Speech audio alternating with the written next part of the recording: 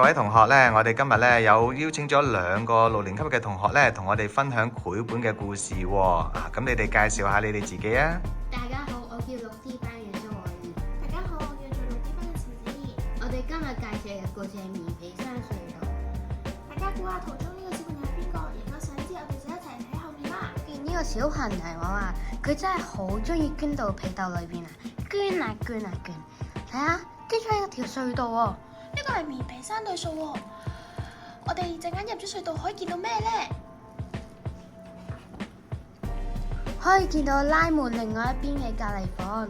夜晚瞓覺嘅時候，小健要求大人將個拉門留啲啲空間，咁樣就唔會太孤獨啦。爸爸一邊抽煙一邊睇報紙，抽煙對身體唔好。喂，小健，你仲唔快啲瞓？爸爸真係嘅，竟然把門又拉上咗。真係無聊啊！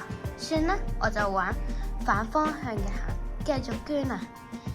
喺被竇裏邊輕輕咁樣捐咗一個彎。出發啦！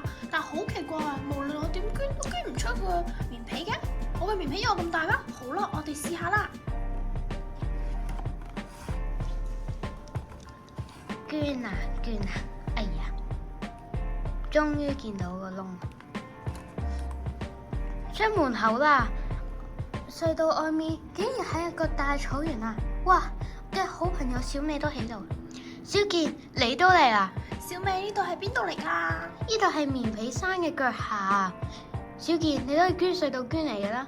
小美，原來你都係捐隧道捐過嚟㗎？係啊，你睇嗰邊有好多隧道啊，都係大嘅隧道嘅。真㗎喎！嚟啦，我哋一齊玩啦！所有小朋友都喺棉皮山上大玩特玩。上滑梯咯，睇我嘅。嘿呀！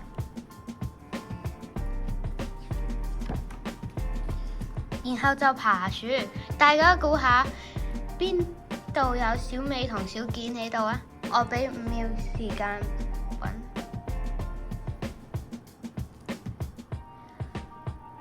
小美喺呢度，小健就喺呢度。玩火車接龍，然後就玩捉迷藏。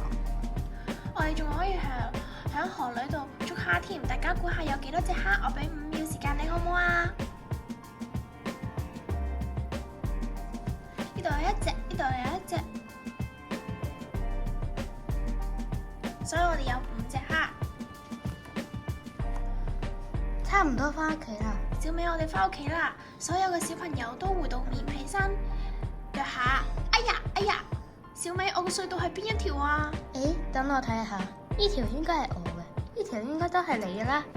小健捐咗小美子嗰個隧道裏面。拜拜。拜拜。捐啊捐啊！哎呀，捐啊捐啊捐！小健嘅小面蛋終於露出嚟啦！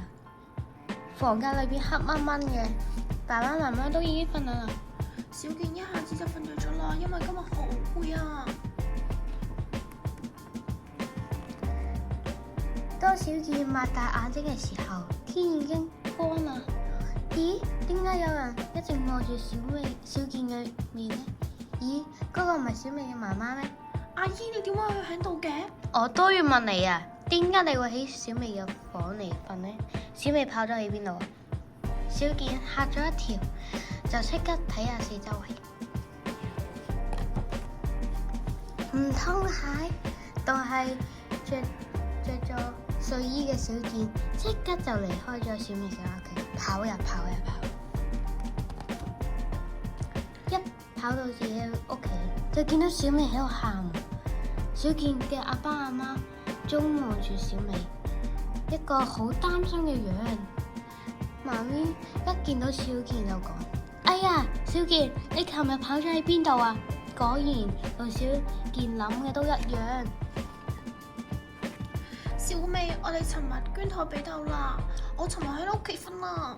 真係啊，害到人哋嚇咗一大跳添。小美笑咗出嚟，爸爸媽媽都擘大個口，好驚訝啊！不過實在好好玩啊，我哋下次再一齊玩啦。今日我哋講嘅故事就完結啦。